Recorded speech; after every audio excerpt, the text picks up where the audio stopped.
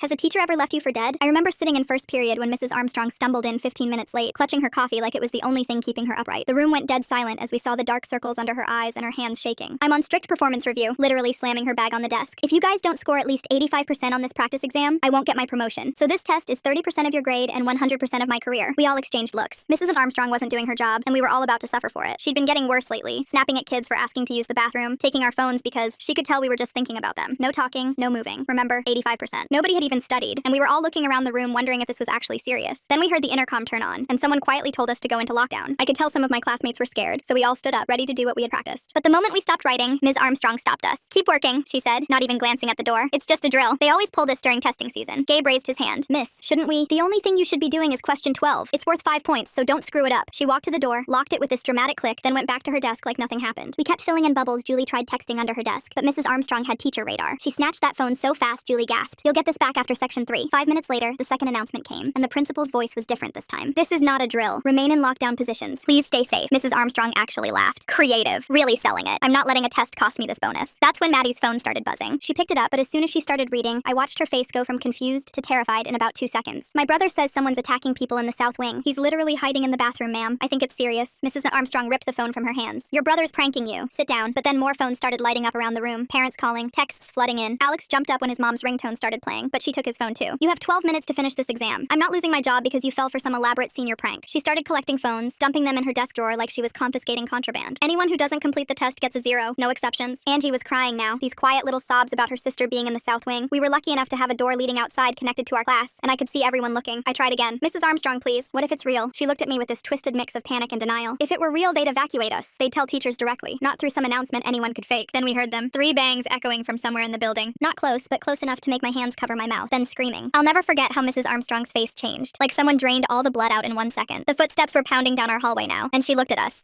30 kids still staring at our desks with bubble sheets, then at the back door. She didn't say a word, didn't warn us, didn't tell us to hide. She just ran for that back door. For maybe 2 seconds, nobody moved, but then it was chaos. Everyone started racing for that door, and we could see the police cars outside. I grabbed Maddie's hand and we ran together, as half of the class were now crying. Officers rushed toward us, herding us to the football field where other classes were already gathering. Behind us, more police stormed the building. Later, we found out they caught the attacker. 3 kids ended up in the hospital, but thankfully they all recovered. Mrs. Armstrong stood at the edge of the field, still clutching her attendance clipboard, trying to look like she'd been leading us to safety the whole time. Then, I overheard an officer asking Miss Armstrong why she was the first one out. She was lost for words, replaying how she'd just left us there. They asked again, but she was stuttering. It was very clear what was going on, and they didn't hesitate. They arrested her that afternoon for child endangerment and violation of emergency protocols. That final probation she'd been so terrified about turned into criminal charges instead. She tried claiming she was getting help, that she was leading us to safety, but nobody bought it. We all passed that test, by the way. Glad to see she's working at a Target now, with a criminal record instead of a promotion.